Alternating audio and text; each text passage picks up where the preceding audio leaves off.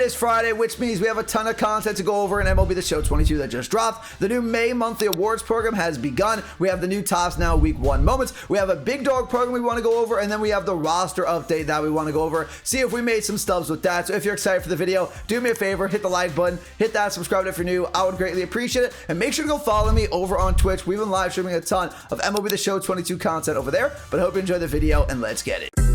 Minika, watch me on Twitch, ooh, I'm streaming. I'm on YouTube, subscribe to the channel, red button beaming. Let's get that sub count, take over YouTube, ooh, we teaming. My content so high, ooh, yeah, I'm steaming.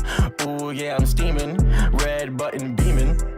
So the first thing we are going to take a look at here today, and excuse me, my voice doesn't sound as normal as it usually does. I have a sore throat right now. My throat's been bothering me the last couple of days, so the energy is a little bit lower. But we have Jose Ramirez goes from a 91 to a 92. Aaron Judge goes from an 89 to a 91, so he's a 90 plus now. Corbin Burns reaches that 90 threshold like I thought he would. Goes from an 89 to a 90. Now, Manny Machado, I thought he was going to get to a 90 as well. He's having a great season. He only went up to an 89. Little bit of a tease if you invested into Machado this week. Vlad Jr., if you have Vlad Jr. on your squad, his value is going to go down because now he's an 89 overall, no longer a 91 overall. Kershaw goes up to an 88. We have Yordan Alvarez, Luis Robert, Tommy Edman. Edman and Alvarez, they go up to diamonds, and Robert goes from an 85 to an 87. Bryce goes to an 85. We are going to have Tim Anderson also get to diamond from an 82 all the way up to an 85. Didn't really expect that. I expected Josh Bell, if I could find him here, to reach a diamond. I had a lot of Josh Bells. I have like 50 of him, so I was hoping he was going to get to a diamond, but unfortunately he did not get to a diamond. He gets to an 84 overall, but hopefully in the next roster update I can sell him for diamond value. That would be nice. Edwin Diaz going to go to an 84, so he's right on the verge of diamond. Same thing for Gene Segura here. And the other guy I thought was going to go diamond, I don't understand how is Pablo Lopez not a diamond. Goes from an 82 to an 83, so that's really surprising to me. The man has a 1 ERA right now in real life through like 36 innings pitched. Very surprised about that. Jazz could be a diamond by the next roster update. He goes to an 83. CJ Cron goes to an 84 overall, and Semion's going to drop out of diamond to go from an 85 to an 83. Any other notable ones I want to check out here? Perez drops out of diamond. Albies drops out of diamond. Nola goes up a little bit. Bieber drops out of diamond. We have Alonso up to an 83. Realmuto goes down a little bit as well. Anybody else on a big jump here? Rizzo goes from an 84 to an 82. So he's not going to be diamond anytime soon now.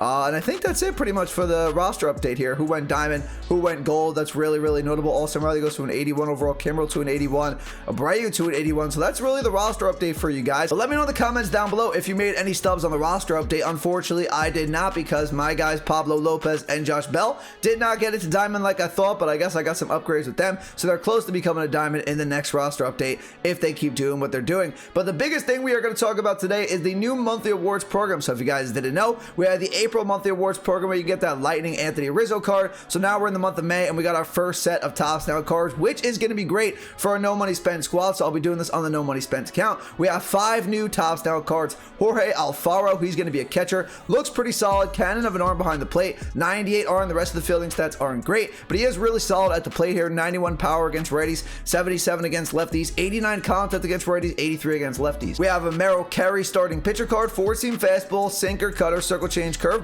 Pretty solid pitch selection here. The per 9 stats aren't looking great. Stamina is pretty solid. Control and break is going to be good. Velo is going to be a little low for my liking, but he could be pretty solid for a no money spent squad because of the pitch selection. You have that cutter sinker combo that should work well together. You have a circle change and you have a curveball as well. So not too bad from that card. Colin Moran, first baseman, really good against righties. Probably like a worse version of that Jock Peterson from the April Player of the Month program. 97 contact against righties, 102 power against righties. So definitely at least a good bench bat against righties coming off your bench. Lefty hitting splits aren't great, so yeah, I would just use him against righties. Then platoon him on the bench if you want to keep somebody like CJ Cron on your bench. Put him in for a lefty, and then Colin Moran will face the righties. Then we're going to have an 87 Hone Duran or Hone Duran. I do not know how to pronounce this guy's name. In the comments down below, if you're a Twins fan, I just butchered that. Please let me know in the comments down below, but I do know he has outlier on his primary pitch and his secondary pitch. So I believe the 4-seam fastball and the cutter are going to have outlier, I believe. Unless it's the 4-seam fastball and the splitter, which I wouldn't think that makes makes sense. So I think it's the 4-seam fastball and the cutter that should have outliers. So this closing pitcher is going to be absolutely filthy for a no money spent squad. 96 hits per 9, 101 Ks per 9 with double outlier. Obviously, he's going to throw gas and really good pitch break too. The pitch break solid, all 4 of his pitches being 78 and above, and the control is okay. So a really good card there. 87 overall, the final tops now card of the first week. 87 overall, Rowdy Tellez, lefty bat, another guy that's going to mash just like that Colin Moran card. Against righties, a little bit of better lefty hitting split, so if you want, you could keep Tellez in against lefties, but still don't think he's going to be that good against lefties, but he is going to mash righties with 102 contact against righties, 97 power against righties, 78 contact against lefties, 70 power against lefties. Fielding stats aren't going to be great, but it doesn't really matter at the first baseman spot, and obviously Tellez's speed isn't going to be very good. Let me see how many moments we have for week 1. We have 1, 2, 3. So we have 8 moments here, it looks like.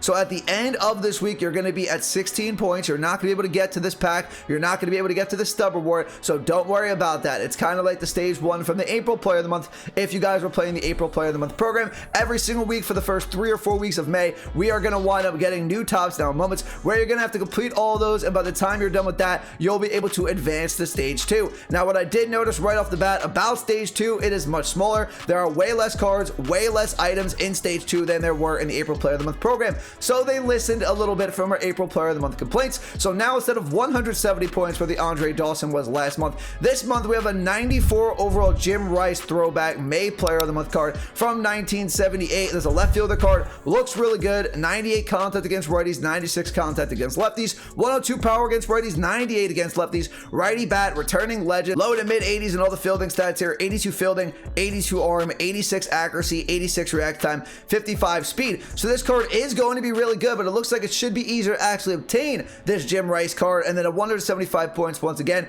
we are going to have whoever the May Player of the Month card is going to be from actual real life from the 2022 season. So you'll see stage 2 is a lot smaller. Obviously, we can't check out the stage 2 missions yet because we're not up to that yet. Probably the first week of June, we'll actually be able to check that out and see what the stage 2 moments and missions are actually going to be. But if they listen like they did for stage 2 with the amount of cards in stage 2, I assume we're going to get less missions to do, less moments to do. It should be much easier to get this Jim Rice. That's why SDS always delivers. That's why you have to give them constructive criticism sometimes, because they will actually listen to their audience, and if it's too difficult, if it's too long of a grind, they will adjust it and make it better for us. So that's what they did. We only have 6 items inside of stage 2, so now we're not going to get as many packs as we did from stage 2 in the April monthly awards program. So that's the only knock on stage 2 not being as long, but I imagine we're still going to get some of the free monthly award card packs. Then we might get a monthly award card in here as well, maybe another pack too. Not exactly sure what's going to be in stage 2, but I'm liking what I'm seeing right now from the adjustments. If it's only 6 cards, I imagine the missions, the moments, they all have to be smaller and they all have to be a little bit easier than they were from the April Player of the Month program, and that's why they listen. That's why they deliver. This 94 Jim Rice is going to be a really good card. Should be able to obtain him much easier than it was for Andre Dawson and Rizzo. Then the 175 card, I wonder who it's going to be for the May Player of the Month, but eventually we will find that out when stage 2 winds up opening up, like I said, that first week of June, like it was for the April Player of the Month program.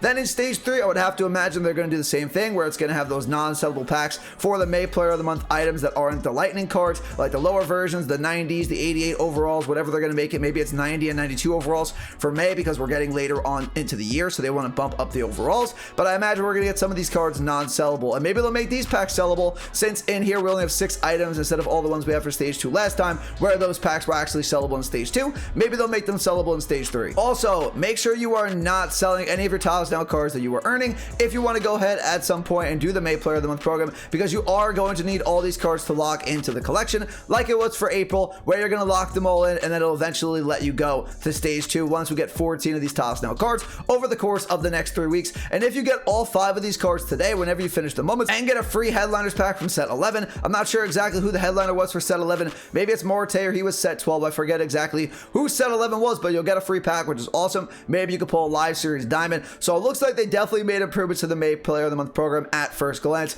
We're going to see, we're going to get more Tiles Now cards in this slot. We have some packs in here as well. We're going to get a lot of standard packs. We're going to get some ball as a habit packs as well. They might have added some more awards to stage 1 to make up for the lost rewards in stage 2. So I really like the adjustments they made so far. We'll have to see as this progresses over the next few weeks, because I just thought for the April Player of the Month program, we grinded for 3-4 weeks before the final card actually wound up coming out, that lightning card, and then it was more difficult to actually get the card on that day than it was in previous years, which made no sense because that all came out on one day. So I think they listen a little bit with the May monthly awards program. I think that's a W in my opinion. Final thing we'll check out here is going to be this big dog program. This is something I'll probably do over the course of time, not something I'll set out and do just in one shot, because you're going to see this, a big dog program. What does that mean? There's a lot of these big dogs, set 1, set 2, set 3 packs. Oh, you can see who that set 11 headliner is going to be. That's the Prime Carrasco, so that's pretty nice. You're going to have a pack for that Ketel Marte, and then at the end of this program, we're going to get an 88 overall Tony Perez. That will be a good bench bat against righties, not so much against lefties, but this is pretty much a program here to get some of these big dog packs that we're going to need for the big collection coming down the road. Maybe get some free live series pulls in the headliner bowl and as a habit packs,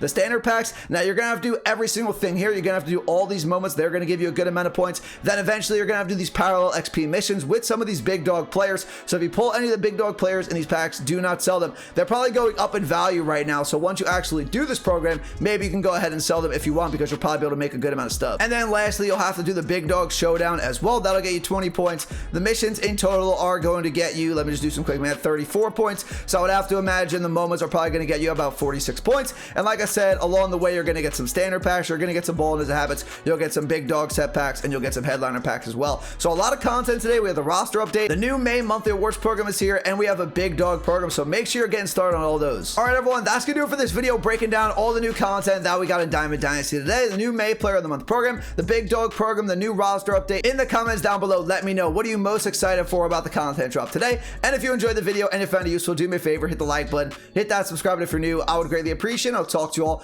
in the next video. Have a great rest of your day. Peace.